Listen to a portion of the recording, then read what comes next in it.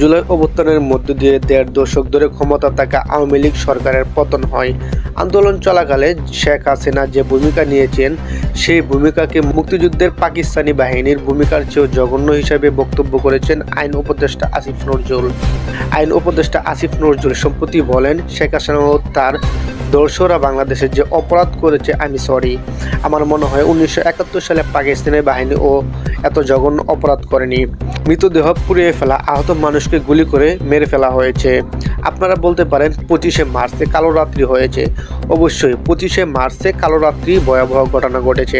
এটা তো অন্য দেশের বাহিনী ও আমরা স্বাধীনতা ঘোষণা করছি তারপর। অভিনেত্রী তারিন জাহান তার ভেরিফাই ফেসবুকে লিখেছেন, হ্যাঁ তা তোই। সেই সময় আপনাদের দাদা ও বড় আব্বার বলে এই দেশে কিছু আগাছা ফেলে রেখে গিয়েছিলেন বলে আপনাদের মতো পরগাছা জন্মেছে, যারা দেশে পতন ধরাতেই যথেষ্ট। সেই গত বছরের জ্বালানি বক্তব্য এই দেশে নাকি ২৫ লক্ষ ভারতীয় কাজ করে, যা এখন পর্যন্ত প্রমাণ করতে পারেনি তিনি। তারিন আরও লিখেন, এমন ইসবুকের কথা শুধু তার দর্শকরাই বিশ্বাস করে, কোনো সেন্সিবল মানুষ নয়, থামলে ভালো লাগে।